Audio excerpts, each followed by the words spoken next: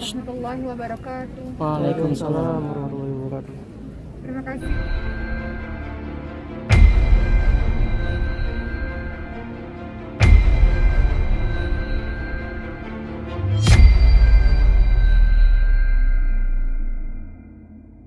Untuk seluruh teman-teman, Masya Allah, terima kasih sudah ikut hadir dan mendoakan di pemakaman ayah kami, Bapak Solianto bin Sastro Martoyo. Innalillahi wa inna ilaihi raji'un. Papa wafat pada usia 58 tahun. Dan bagaimana kronologis Papa bisa kembali kepada Allah SWT? Papa memang punya penyakit jantung, ya. Kemudian Papa meninggal ketika tidur, jadi kita tidak ada firasat atau tidak ada tanda-tanda atau tidak ada gejala-gejala apapun. Papa tinggal di rumah Ricis, Papa sama Ibu, orang tua kita tinggal di rumah Ricis. Cindy tinggalnya di tempat lain, saya tinggalnya di tempat lain. Takdir Allah, di rumah itu semalam itu hanya ada ibu saya dan ada mbak penjaga rumah. Karena Ricis ada di Flores sampai hari ini. Sampai hari ini Ricis belum tahu. Karena di Flores belum ada sinyal ya. Jadi dia dihubungin dari pagi. Sampai hari ini dia belum tahu, belum dapat sinyal. Ricis kapan sih? Jadi Papa itu semalam masih baik-baik saja. Semalam masih makan malam sama Ibu di rumahnya Ricis. Kemudian Papa tidur dan Ibu tidur di kamar yang berbeda karena Ibu tuh punya penyakit autoimun sebetulnya. Jadi memang malam itu ingin istirahat. Sehingga nggak ketahuan Papa meninggal. Kemudian di pagi hari baru Ibu mengabari kami di telepon anak-anaknya bahwa Papa udah dingin. Jadi beliau wafatnya ketika masih tidur. Tapi ada firasat? Nggak ada, sama sekali nggak ada tanda-tanda, nggak ada firasat. Kemudian akhirnya sebetulnya Ibu nggak kasih tahu kami ya, anak-anaknya ya. Ibu cuma bilang Papa udah dingin gitu. Cuman kita juga belum tahu keadaan Papa. Jam berapa itu? Jam 8 pagi ya. Jam 8 pagi di hari Jumat. Ibu menelpon anak-anaknya, nelpon saya, nelpon Cindy, nelpon mantu-mantunya, nelpon Ricis, nggak diangkat-angkat karena nggak ada sinyal Ricisnya ya. Kemudian sempat pernah dibawa ke rumah sakit? enggak ada. Iya. Karena memang lagi keadaan baik-baik aja kan. Keadaannya baik-baik aja. Dan aku punya penyakit hipertensi udah lama. Darah tinggi ya? Iya, darah tinggi dan jantung. Tapi belakang mungkin sakitnya sudah mulai menurun atau gimana?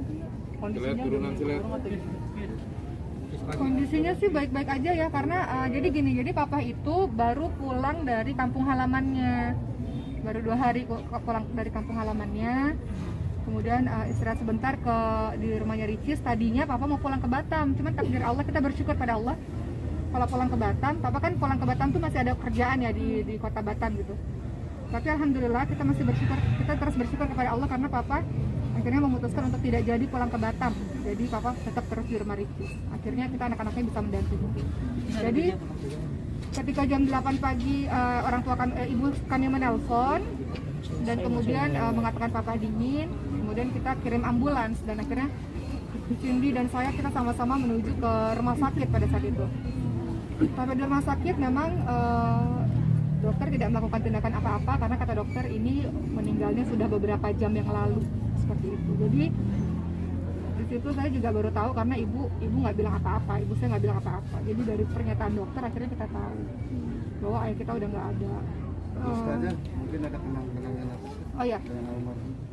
Jadi Papa punya anak perempuan ya, 3 perempuan. Dan dari kecil, mungkin nanti Cindy bisa menambahkan, Papa disiplin sekali pada anak-anak perempuannya, sangat menjaga anak-anak perempuannya. Papa senantiasa mengajarkan perempuan-perempuan harus tangguh, harus kuat, anak perempuan harus menjaga nama baik keluarga, anak perempuan harus santun, anak perempuan harus baik gitu. Jadi pelajaran-pelajaran kehidupan itu banyak didapatkan dari Papa. Dan saya bersyukur kepada Allah Subhanahu wa taala karena salah satu cita-cita papa sebelum papa itu kan cita-citanya ketika kita tanya papa mau apa sih yang belum tercapai, papa pengen Ricis selesai kuliah gitu kan. Alhamdulillah, terima kasih kepada Ricis dan juga teman-teman yang telah mensupportnya. Impian papa itu tercapai beberapa bulan sebelum papa nggak ada ya. Jadi alhamdulillah papa melihat Ricis sudah selesai kuliahnya.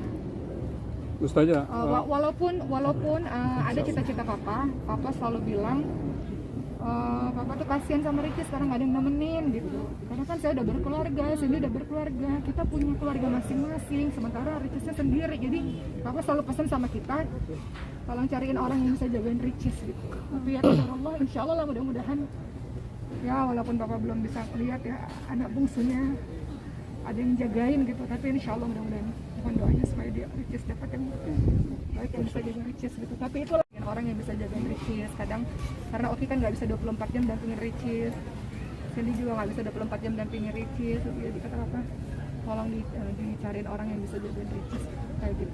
Tapi dekat janda sendiri nggak sih kak, apalagi Ricis tidak hadir di ini karena nggak ada tanda-tanda apapun. Jadi Ricis memang dia ada syuting di beberapa tempat, salah satunya sekarang ini lagi syuting lagi ada kegiatan di Flores. Ketika ditanya tadi teman-temannya itu pada bilang Ricis kayaknya lagi ada di gunung gitu, jadi nggak ada sinyal gitu.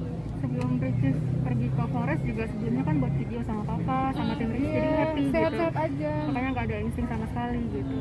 Dan saat ini kondisinya Ricis, tadi saya tanya gimana kondisi Ricis lagi turun gunung ya, tapi belum dikasih tahu. Kenapa? Karena takut lemes, Panik kan, takut kenapa di gunung nanti. Jadi biar dia turun dulu, dia dalam kondisi yang tadi tempat tinggalnya baik dulu, baru nanti dikasih tahu.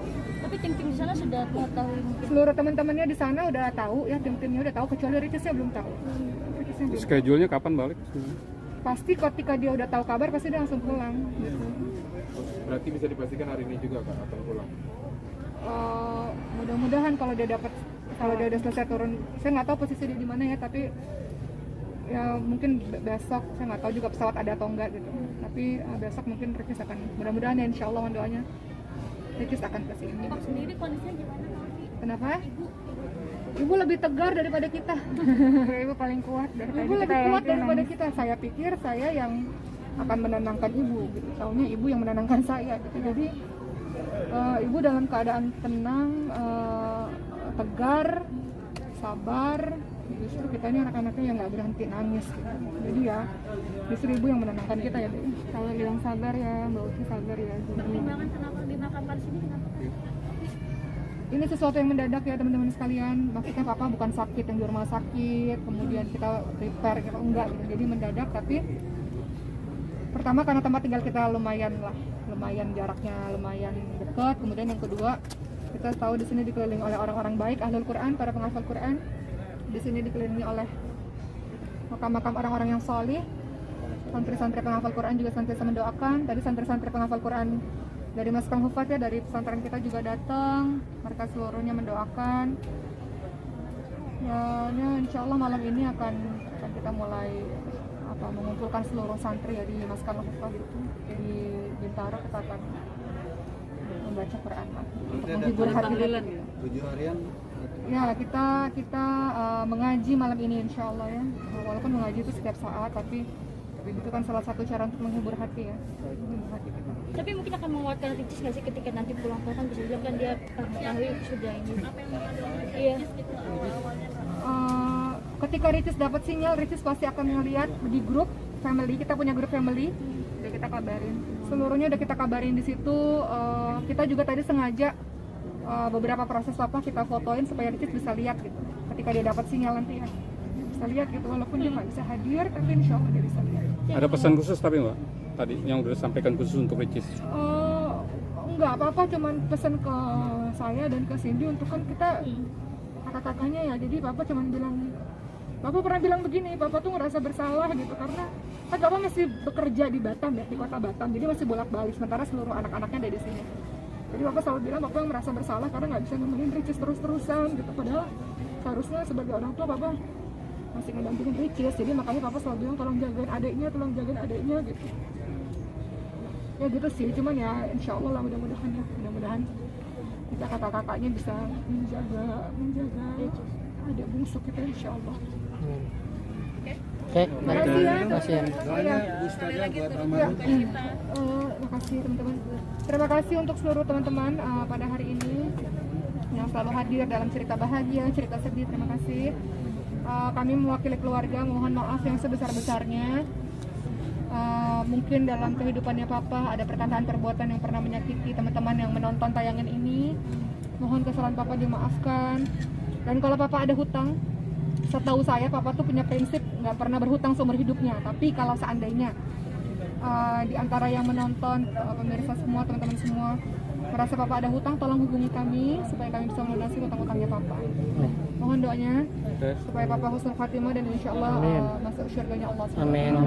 Dan saya juga kami sekeluarga mengucapkan terima kasih kepada pesantren Darul Quran dan Ustaz Yusuf Mansur dan seluruh jajarannya yang telah memberikan izin memberikan tempat kepada kami untuk memakamkan ayah kami di sini. Terima kasih untuk seluruh kebaikan-kebaikan Ustaz Yusuf Mansur dan seluruh teman-teman para asatidz, ustazah yang ada di Darul Quran. Terima kasih. Ini permintaan dari pihak keluarga. Permintaan dari kami ketika Bapak meninggal, kami langsung menghubungi Ustaz Yusuf Mansur. Apakah ada tempat kosong? Ustaz Yusuf Mansur mengatakan ada dan boleh dimakamkan di sini. Dari rumah sakit kita langsung bawa ke pesantren Darul Quran. Oke. Nah, ya. Terima kasih.